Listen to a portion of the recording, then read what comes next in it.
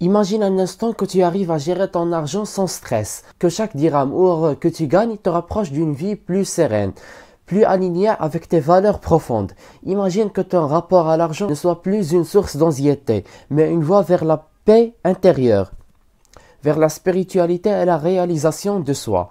Ce n'est pas un rêve, c'est possible. Et dans cette vidéo, je vais te montrer comment allier intelligence financière, principes islamiques et psychologie pour construire ta liberté. Alors reste jusqu'à la fin. Ce que tu vas entendre pourrait transformer ta manière de vivre, pour toujours.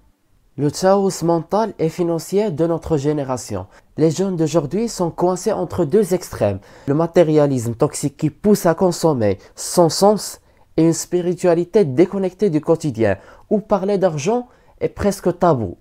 Le résultat, stress financier chronique, dépendance au crédit, aux apparences, est un sentiment d'éloignement de Dieu parce qu'on pense que l'argent corrompt.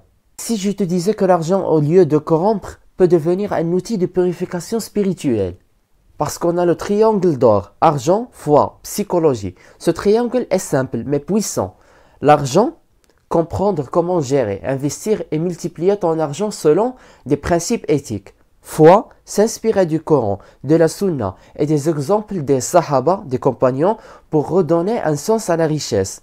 Psychologie, reprogrammer ton cerveau, déconstruire les croyances limitantes, maîtriser tes impulsions.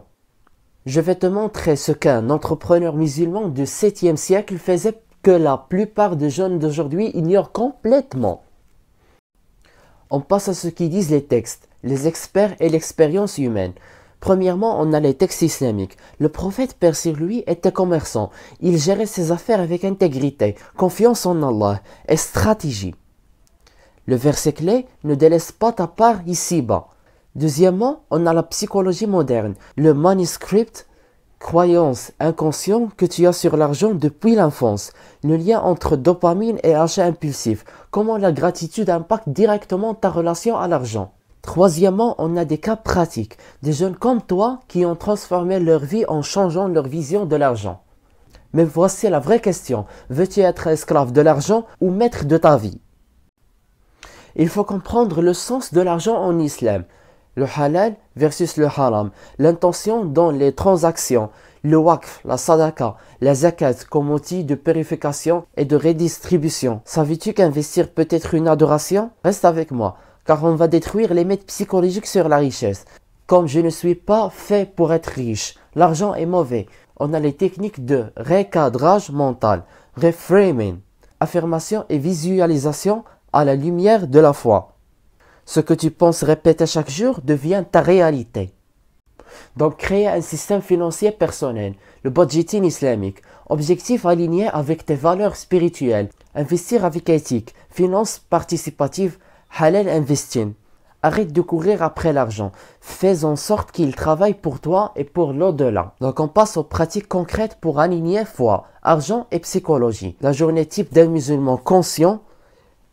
Ritualiser ta relation avec l'argent, dhikr, shukr, intention, ancrage positif avec la lecture, la compagnie pieuse et l'aumône, et si ton compte bancaire était le reflet de ton niveau de foi.